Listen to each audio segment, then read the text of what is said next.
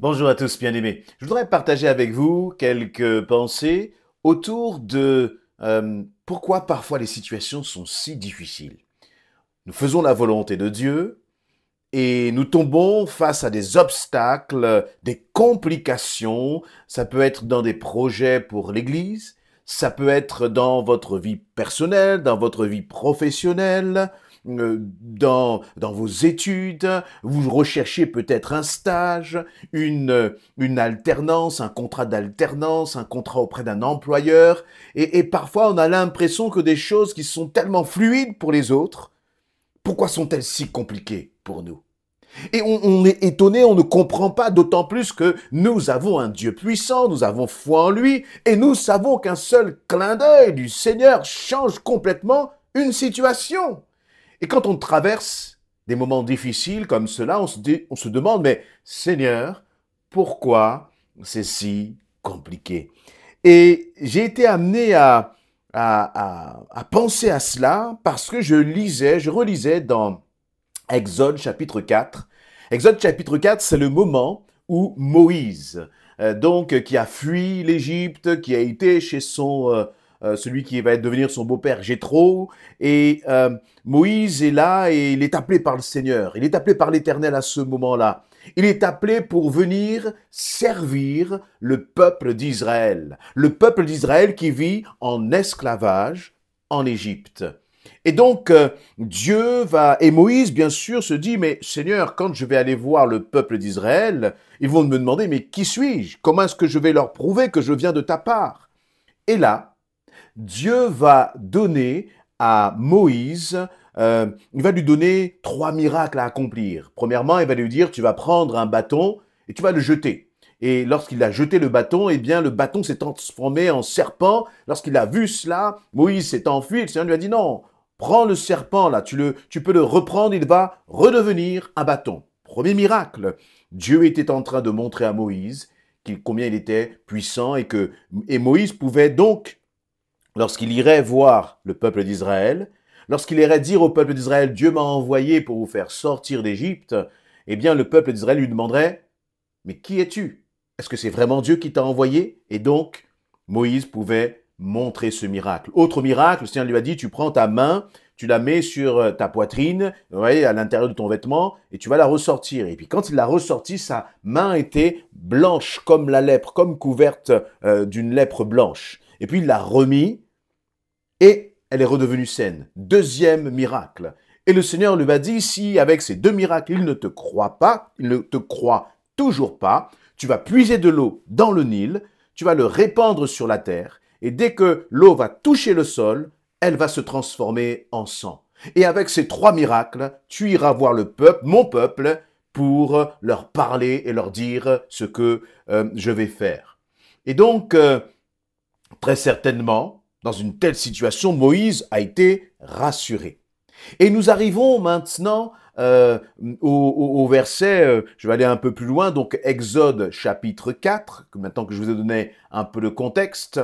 Et puis nous arrivons au verset 21. Donc Moïse va prendre sa femme et puis il va partir en Égypte pour parler au peuple d'Israël. Il va retourner en Égypte parce qu'il avait fui l'Égypte.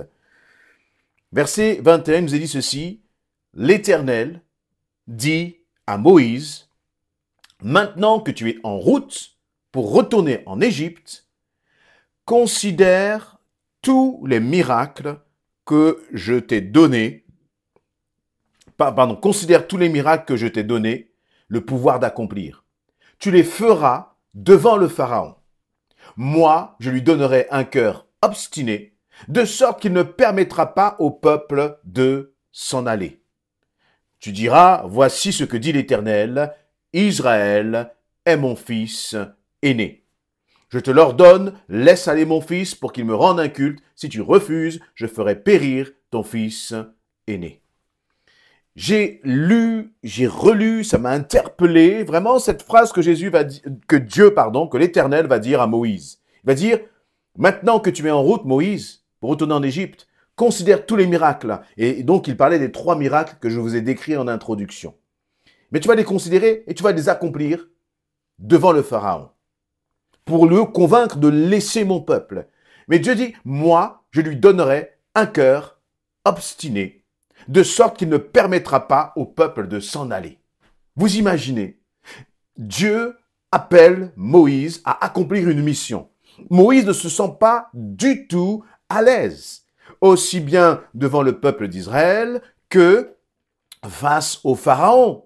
Il se dit qu'il n'a pas les capacités, qu'il ne sait pas parler. Il trouve donc des excuses, mais qui sont aussi des réalités, pour ne pas accomplir cette mission, parce que c'est une mission difficile. Et Dieu lui manifeste ces 3 miracles.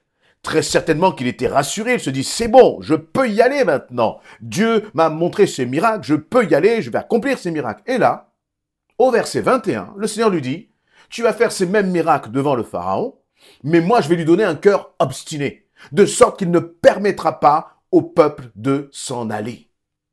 C'est comme si Dieu lui-même mettait un obstacle à la mission qu'il confiait à Moïse. C'est comme si Dieu te dit, eh bien, tu vas faire telles études. Et toi, tu te dis, ben, les portes vont s'ouvrir.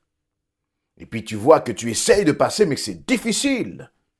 Dieu t'appelle à servir dans un service de l'église, dans un ministère ou je ne sais quoi d'autre. Et puis tu te dis, ben, c'est bon, Dieu m'a appelé, j'y vais. Et sauf que sur le chemin, c'est difficulté après difficulté. Dans le domaine des finances, comme je disais, dans toutes sortes de projets, on sait qu'on fait la volonté de Dieu et pourtant c'est compliqué. Et même parfois on se dit, mais Seigneur, pourquoi est-ce que ce n'est pas plus facile? Pourquoi est-ce que tu n'ouvres pas la porte? Et Moïse a très certainement dû se poser ces questions, mais comment se fait-il? Dieu m'envoie, mais il me dit lui-même, finalement, qu'il va endurcir le cœur du Pharaon. C'est comme si Dieu voulait mettre des obstacles sur le chemin de Moïse. Non, pas du tout. Ce qui est important finalement, c'est au-delà de comprendre ce que Dieu voulait, je crois que c'est important de considérer que Dieu a prévenu Moïse. Comme Dieu nous prévient que le chemin là pour accomplir sa volonté, le chemin pour finalement accéder à ce qu'il t'a promis, ne sera pas un chemin toujours facile. Ne sera pas un chemin comme, je dirais, comme, vous voyez, pour les enfants gâtés, tout de suite et maintenant. Non, très souvent, ce n'est pas comme cela que le Seigneur agit. Parce que Dieu va, justement, à travers cela, il va commencer à, d'une certaine façon, préparer Moïse. Pas simplement, vous voyez, Dieu a toujours un cran d'avance, il voit toujours beaucoup plus loin que nous. L'épreuve, finalement, ce n'était pas de convaincre le Pharaon, mais l'épreuve, c'est comme si, finalement, Moïse était en formation et tout au long de ces échanges avec le Pharaon, vous connaissez l'histoire, les 10 plaies d'Égypte, Dieu a utilisé Moïse pour convaincre finalement le Pharaon. Et le Pharaon n'a pas du tout été convaincu, mais peu importe. Parce que Dieu a permis que son peuple soit libéré de l'Égypte. Et pourquoi c'était si important que les choses se passent de cette façon? Parce que c'est à travers cette adversité, c'est à travers cette opposition que Moïse a grandi, que Moïse a pu finalement expérimenter la main de Dieu. Il a pu voir que finalement Dieu fait concourir toutes choses au bien de ceux qu'il aime. Et pourquoi c'était si important? Parce que la mission de Moïse était d'accompagner le peuple pendant tout ce temps dans le désert. La mission de Moïse était d'emmener le peuple dans la terre promise. Et pour que Moïse puisse mener à bien cette mission, il avait besoin d'être éprouvé. Il avait besoin d'être comme façonné par le Seigneur. Il avait besoin d'être équipé. Et la réalité, c'est que les épreuves que tu es en train de vivre sont en train de t'équiper pour la destinée auquel le Seigneur te prépare. Mais nous avons besoin de comprendre cela. Nous avons besoin finalement d'apprendre à faire confiance à notre Dieu.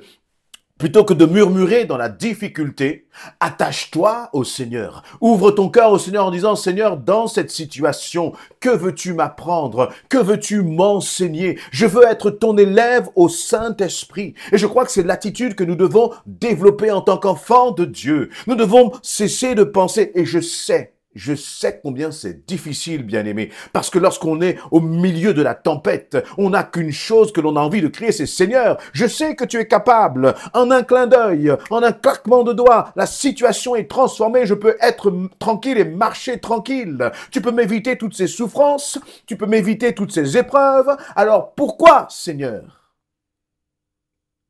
Mais le Seigneur a ses raisons. Et il faut encore une fois lui faire confiance. Le jour où nous avons dit, Seigneur, je te donne ma vie, eh bien, nous avons aussi décidé de lui faire pleinement confiance. Le salut de l'humanité est passé par la croix, bien-aimé. C'est-à-dire qu'avant qu'il y ait cette victoire extraordinaire, glorieuse, définitive sur la mort, il a fallu quand même qu'il y ait le tombeau. Il a fallu quand même qu'il y ait la croix. Et pour que nous, en tant qu'enfants de Dieu, nous puissions entrer dans les plans, les projets de Dieu, parfois il va y avoir des obstacles terribles. Parfois, eh bien, nous allons même nous remettre en question. Mais je crois que ce qu'il faut, c'est ne jamais remettre en question le fait que Dieu est avec toi. Ne jamais remettre en question que Dieu prend soin de toi. Ne jamais remettre en question que, au final, c'est sa volonté qui sera faite. C'est sa volonté qui va s'accomplir. Crois-le. Crois-le profondément. Et c'est ce que Moïse a vécu. Et finalement, Moïse a vu la gloire de Dieu se manifester. Se manifester. Si je reprends ce verset 21, il dit, « Moi, je lui donnerai un cœur obstiné. » Donc, Dieu dit, « Je donnerai au Pharaon un cœur obstiné de sorte qu'il ne permettra pas au peuple de s'en aller. » Lorsque l'on voit cette phrase, on se dit, « Mais, Seigneur, le Pharaon, c'est quand même un homme qui a tout pouvoir. C'est lui qui décide, il a pouvoir de vie ou de mort. Tu me dis que tu es en train d'endurcir son cœur afin qu'il ne permette pas au peuple de s'en aller. Mais donc comment le peuple va s'en aller? Dieu est en train de dire finalement à Moïse, tu sais Moïse, l'avenir, la destinée de mon peuple ne dépend pas de celui qui s'appelle le Pharaon. Il ne dépend pas de son pouvoir, de sa position, de son autorité, de sa puissance humaine. L'avenir de mon peuple, c'est ce qu'est en train de dire Dieu finalement, l'avenir de mon peuple ne dépend pas d'un homme, mais dépend de moi. Il peut y avoir sur ton chemin les hommes les plus obtus, les hommes les plus obstinés, les hommes les plus déterminés à t'empêcher d'avancer. Ça n'a pas d'importance. Ce qui compte, c'est ce que Dieu veut.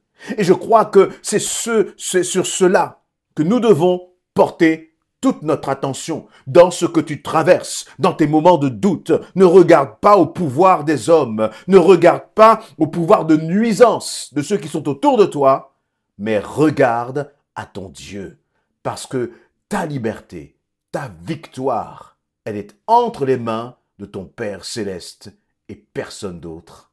Amen.